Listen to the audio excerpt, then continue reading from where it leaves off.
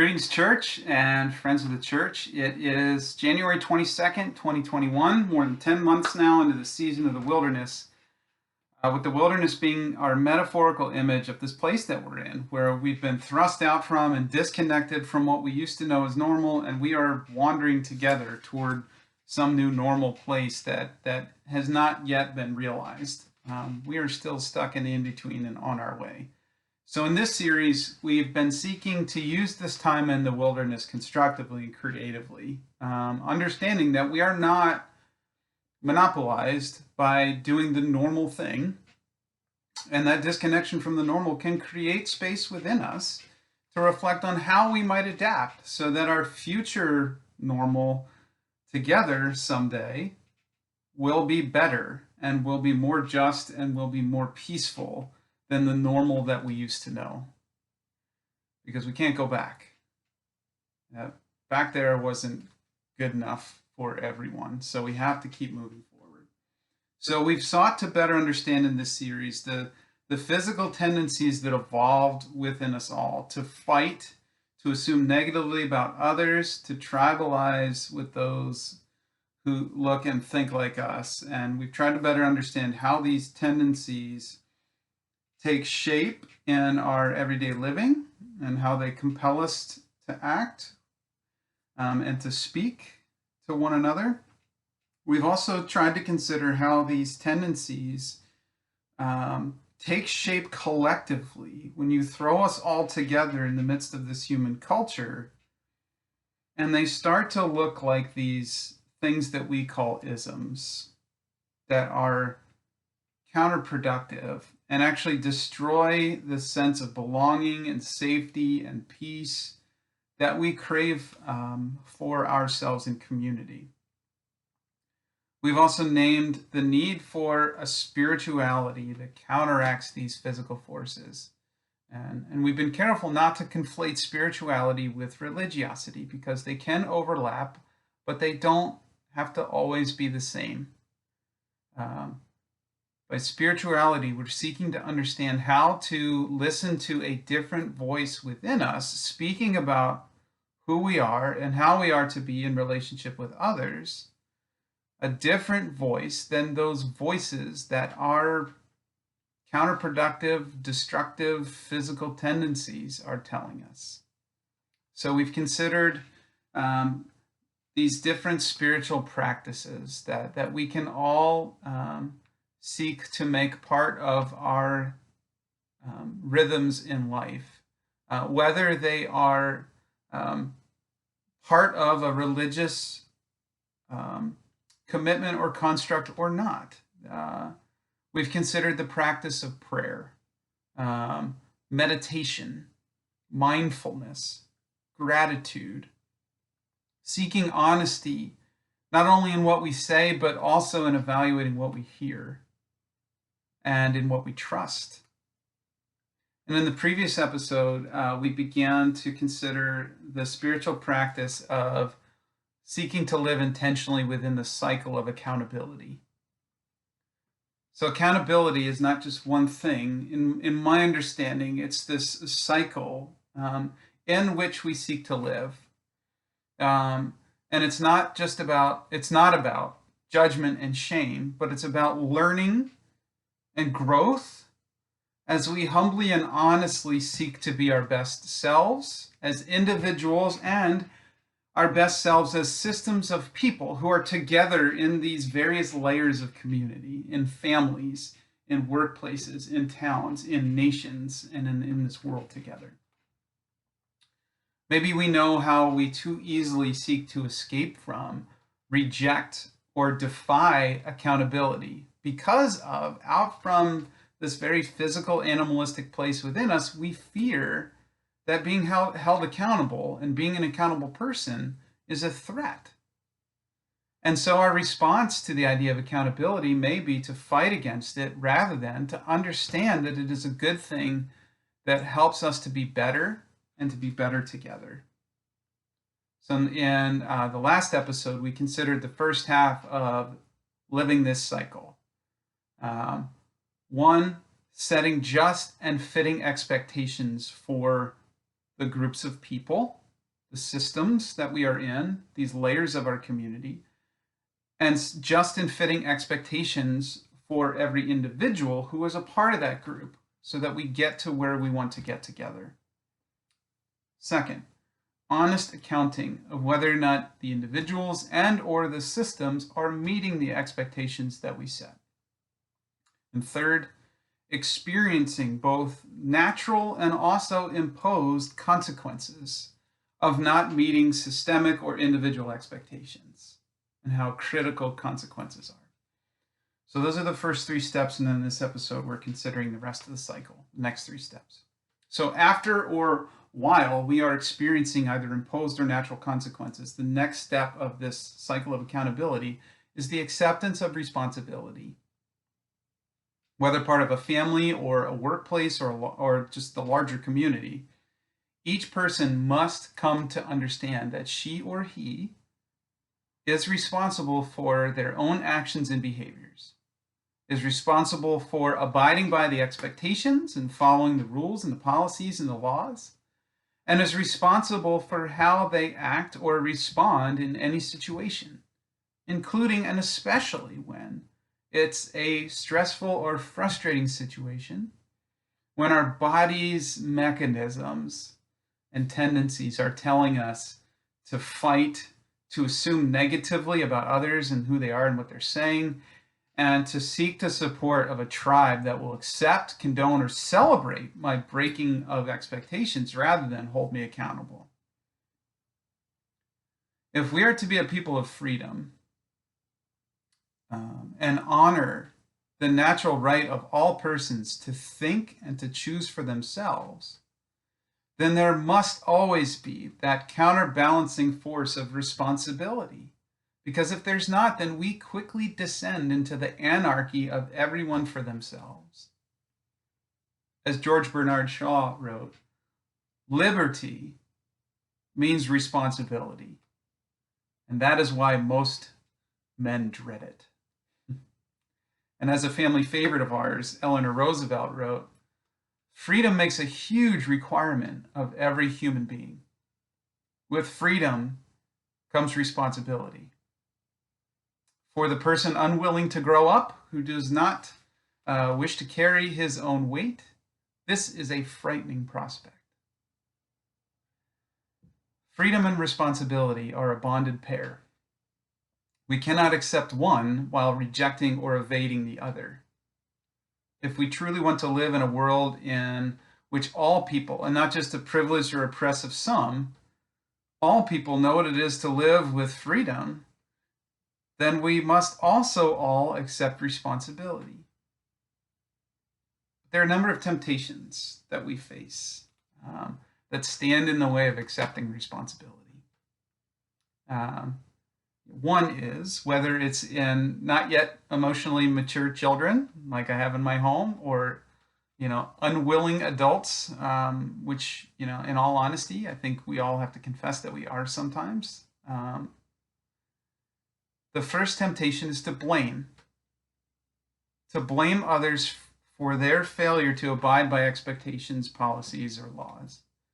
This is the kid who says, hypothetically, not that this happens every day in my house, well, I hit her because she called me a butthead. She should be in trouble, not me. And then must be told, no, just because she called you a name does not mean that you are allowed to break our family rule of no hitting. This is the parent who won't accept that they are a major contributor to their children's unhealthy behavior and just places all that responsibility on the child themselves. This is the boss who refuses to accept that his toxic attitude is directly contributing to his employees' performance, and instead of accepting any responsibility, just blames his employees. This is the leader, whether it's local or state or national, who won't accept that his words and actions have a huge impact on shaping the words and actions of his followers. And in refusing to take any responsibility, simply blames them for their failings. Blame it comes easily because it's an expression of these tendencies that have evolved within all of us. To assume negatively, to fight against those who push back, to find the tribe of those persons who will agree with us and condone our actions rather than pushing back. Another temptation that stands in the way of accepting responsibility is deflecting. So when faced with that honest assessment of our own failure to meet expectations, when faced with the prospect of consequences, these tendencies within us will often tempt us to deflect. And that means that instead of accepting responsibility for our mistakes or oversights, we try and force the attention, deflect the attention of those, with us in our families, in our companies, in our nation, to focus on the mistakes of somebody else. We try and say, hey, look over there.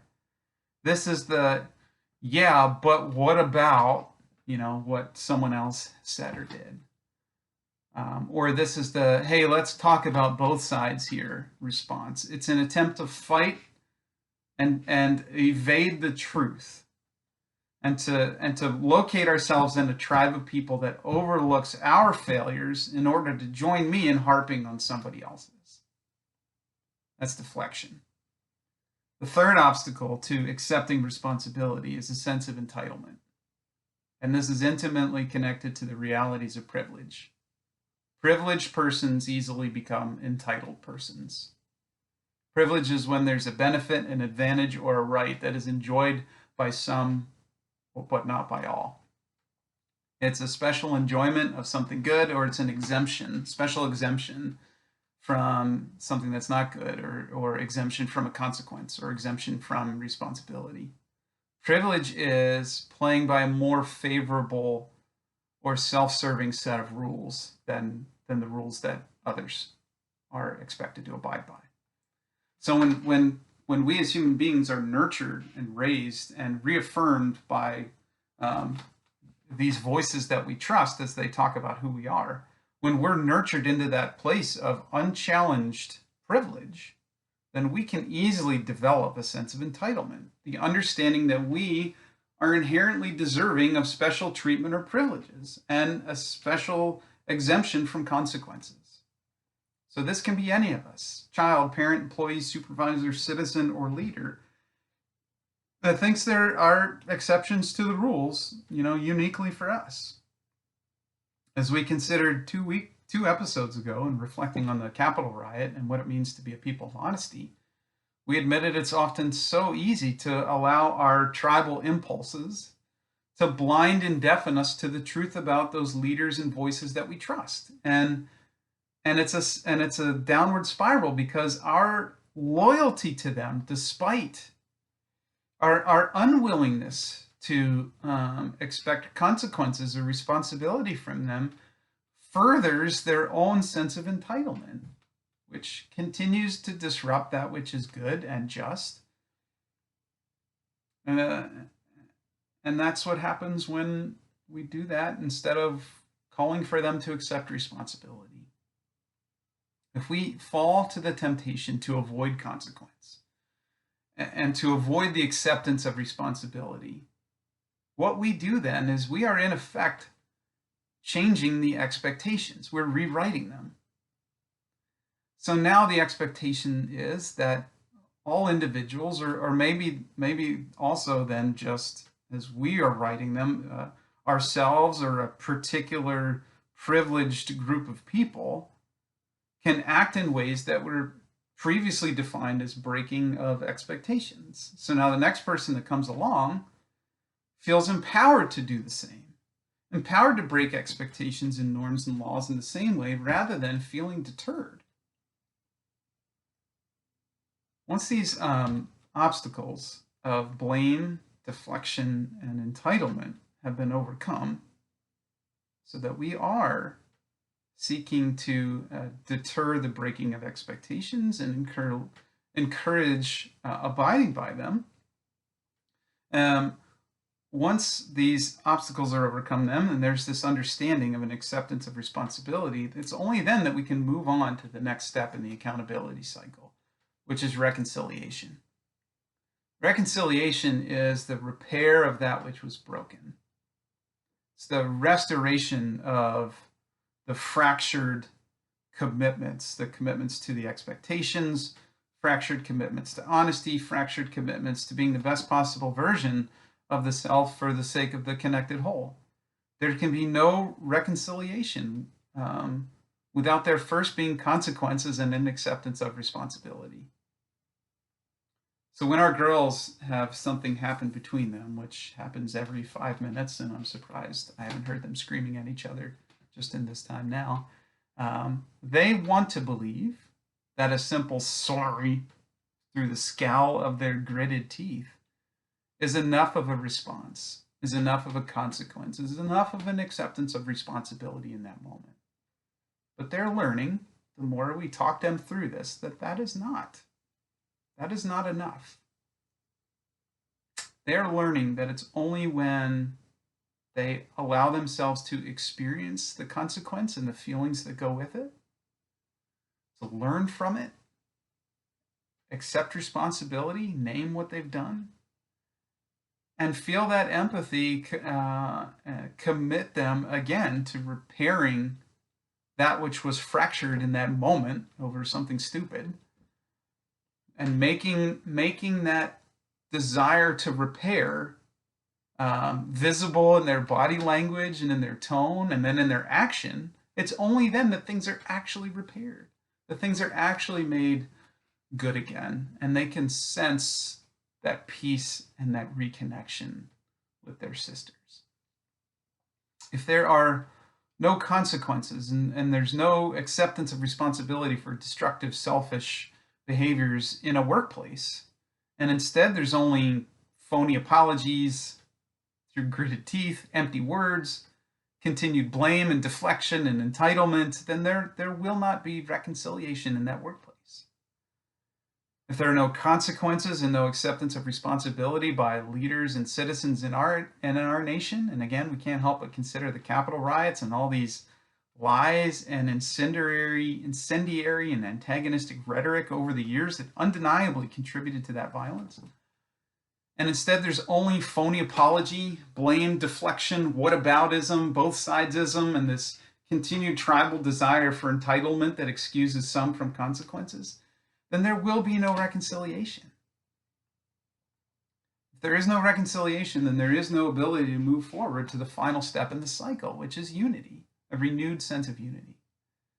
So any calls for unity, whether they're around the dinner table or in the conference room or the streets of our nation, that are not first calls for consequences and the acceptance of responsibility, are just irrational and selfish, whether they're individual or tribal cries. They will short circuit and they will break the cycle that maintains order, peace, and justice in the midst of our shared commitment to freedom and our common goals, whether they're family goals, company goals, church goals, national goals. So when Desmond Tutu was helping to lead the new South Africa out from apartheid and into a new season of unity, justice, peace, his insistence on forgiveness was powerful. But his insistence on forgiveness was not a call to release all those who participated in the racism of apartheid from having to face any consequences, nor was it a call to release anyone from accepting responsibility for that participation. He said to the people there of that nation, there is no peace precisely because there has been no justice.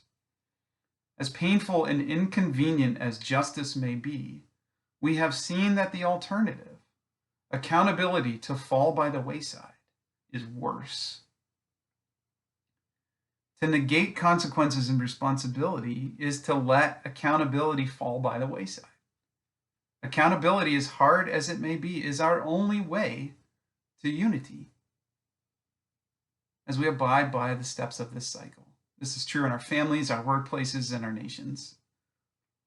We don't want to hurt our kids' feelings in this house by imposing the consequences of accountability, but we remember that if we don't, we set them up for even greater failures. And the same is true for our coworkers, our fellow citizens, and our leaders. The way of honesty and responsibility is the way forward. And forgiveness, as Tutu reminds us, forgiveness is not the same as entitling or condoning someone's breaking of the consequences. Forgiveness is part of the reconciliation step. Those who defied expectations experience the consequences, accept responsibility, and then seek to make it right with, meaningful action and apology, and not just empty words through gritted teeth. But then those who were wronged must also participate in the reconciliation by forgiving. If there's only grudge, a continued disconnection from one another, a continued unwillingness to work together towards shared goals, and instead an antagonism of seeking to be against the other and to slow the other down, then reconciliation cannot take place. And if there is no reconciliation, there is no unity. So it's always important to remember that forgiveness does not mean condoning harm done. It doesn't mean that things go back to the way that they were, as if it never happened. There may be forever a necessary boundary and distance between some that was not there before. But what it does mean is that there's the ability to move forward again by working toward the same goals in unity despite the boundary, rather than simply working against one another, distracting and slowing down one another, and therefore slowing down and distracting ourselves as a whole from our common goals. So then, if there's a restored unity among the family, the company, the nation, among the nations, then hallelujah, that unity of purpose then demands a constant and new reevaluation and adaptation of expectations and systems to make sure that they are best suited to the realities of the present. And this is what starts the whole cycle over again. As we consider our systems and expectations from a place of unity rather than of segregation with an imbalance of power and competing aims, we come to it with unity and a shared and a common goal. As our girls mature, the expectations and the family rules will have to change in order to ensure their continued growth and well-being, as well as our sanity. And it's likely that these changes to the family rules will follow conflict, consequences, responsibility, and the hard work of reconciliation. New times demand new expectations and systems in order to maintain unity and fidelity to our goals, and we can't get stuck. Can't get stuck in that place of grudge, where a lack of consequence, a lack of accountability, a lack of reconciliation and forgiveness keeps us from always renewing our vision and our goals, our expectations, and our future. If company policies inadvertently or intentionally allowed for an abuse of the systems, allowing for tribalization into factions within the workforce, or the unjust centralization of authority and earnings among a privileged few, then after consequences and the acceptance of responsibility and reconciliation and a new commitment to a united workforce together, a new set of expectations and systems and policies must be enacted in order to reset the trajectory of that company toward the just pursuit of their common goals. If a nation's expectations, laws, tax tables, and other systems, either inadvertently or intentionally, allow for an abuse of the systems, allow for tribalization into factions, allow for the unjust centralization of power and authority and resources among a privileged few, then there must be consequences and acceptance of responsibility by those who broke expectations, as well as an acceptance of responsibility by those who unfairly benefited from the systems. There must be reconciliation, forgiveness, a restored sense of unity, and then a commitment not to the status quo or to going back to what it was before, but a commitment to the constant reevaluation and adaptation of our expectations, our laws, our norms, our tax tables, and our other systems, so that they help our nation to regain its trajectory toward the just pursuit of our common goals of life and liberty and the pursuit of happiness for all people and not just some. This won't happen by skipping steps. In the absence of consequences, responsibility, and real efforts to reconcile and repair, the system short circuits. And in the absence of accountability, if it falls by the wayside, then the oppressors and the elites continue to rule and oppress. So in this series, we are seeking to learn how to live the spiritual life, to live with a different guiding voice within us than these voices of our impulsive, irrational, selfish, physical defense mechanisms that tell us to just look out for us by fighting and assuming negatively and tribalizing. So I've argued in this series that the spirit within us could be the spirit of the golden rule, to do unto others as we would have them do to us. And I've shared that I find this voice, the spiritual voice, in the teachings of Jesus, although the golden rule is certainly not exclusive to him. He taught that blame, an eye for an eye, I do this to you because you did that to me first, leaves everyone blind and antagonistic. And that we break the cycle by setting down blame and doing what is right and good to others in love, even our enemies. He taught that deflection, worrying about the speck in your eye rather than the log in my own, is counterproductive, and that I ought to focus on my own integrity and heart. He taught that a tree is known by its fruits, and that so are we, and that no one is divinely favored and entitled to special status and therefore special treatment, special exemption from needing to be responsible for their own actions. He taught the pursuit of reconciliation with people where there's fracture is more important than our religious offerings. And so we are to set down grudges, pay back our debts, forgive our debtors, and forgive those who hurt us. We know people like Zacchaeus were compelled after meeting him to pay back his wrongdoings tenfold and to seek forgiveness in the repair of the relationships that he fractured. Jesus taught that unity is our highest aim, and his prayer for people was not moral obedience to a certain set of expectations, but that we would be one people. Do unto others as you'd like others to do unto you.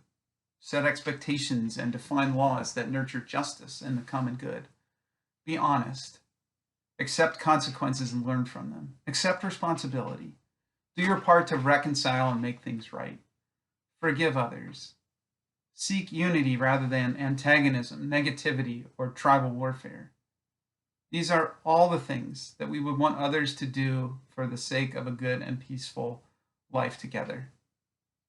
Being accountable is good, and it promises a better way forward than our fears falsely promise.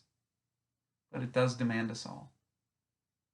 Happy to talk with anyone about this, so feel free to reach out. Stay home, stay safe, wear a mask, be well. Peace to all.